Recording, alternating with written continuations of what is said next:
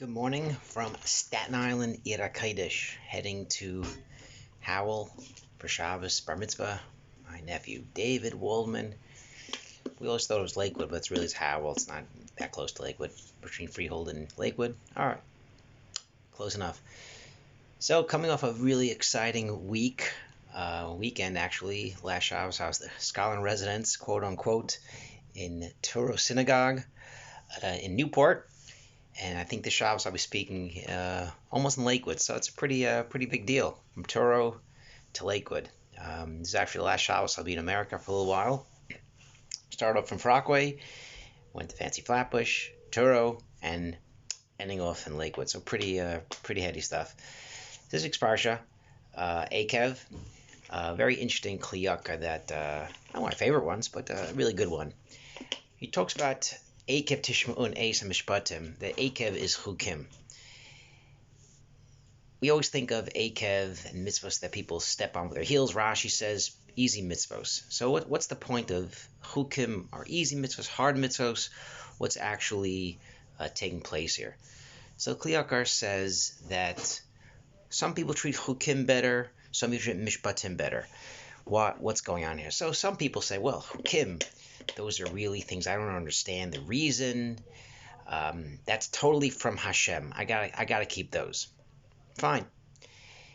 Some people say, well, chukim have no meaning. I don't understand it, so it's not that important.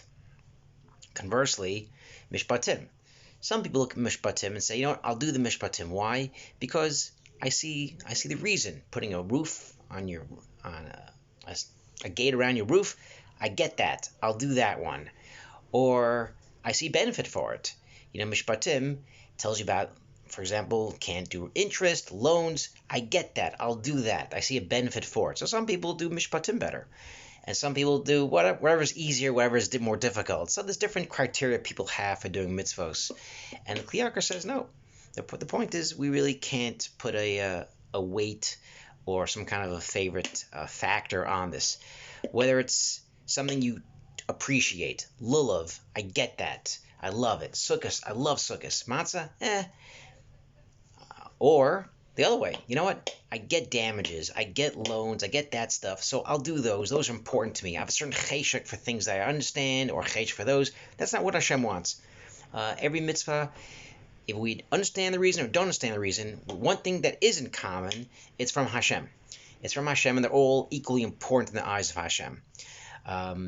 In Shani, which I always have to be learning tomorrow, for better or for worse, talks about that Hashem will destroy the other nations, and if you do like them, you'll get destroyed too. And the Kliyakar says, well, what's it talking about? So it's not talking about Avodah Zarah, because that's the first part, talks about Avodah Zarah.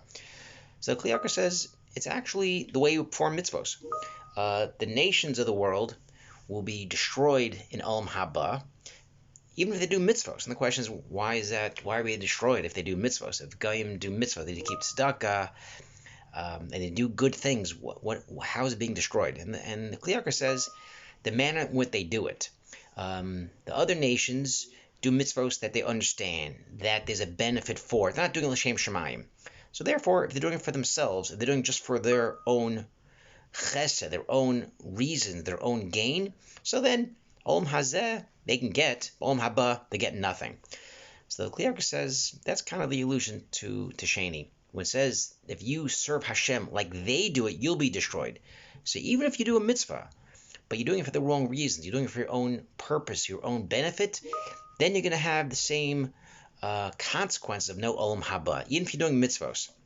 And Kliyakar goes the next step and mentions the famous quote as far as eating chazer. So a lot of people you see on the news, Red Lobster or your TV, I don't know, McDonald's or something, you see lobster, cheeseburgers, oh, that's disgusting. Oh, pork, that's gross. That's what. No, first of all, it's probably not true. Because the whole world eats this stuff. There's no way for it to be bad. There's no way cheeseburger to be bad. My brother once made this Impossible Burger with really good cheese. It was pretty good. The mixture, the sharp and the not sharp, goes together pretty well. You go to a restaurant, you pass by a restaurant, and you smell the bacon. Oh, disgusting. Nah, let's be honest. It smells really good. So the reason why we don't eat things we're not supposed to, we do things we're not supposed to, not because it's probably disgusting or it's the wrong thing. No, I'm sure bacon's fantastic. Lobster, they say, is the best thing in the world. I remember in college someone said to me, Jay, if you're going to cheat, have lobster. Okay. I'm sure it's really good. It looks gross. And the point is, that's not how we serve Hashem because it's gross. These things are disgusting. No, they're probably freaking darn good.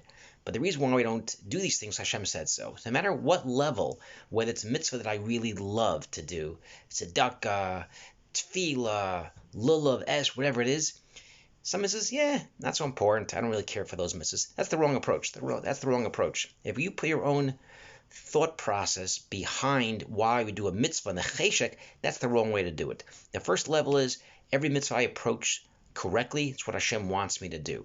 Some mitzvahs we have a certain cheshek for, perhaps. That's a secondary piece.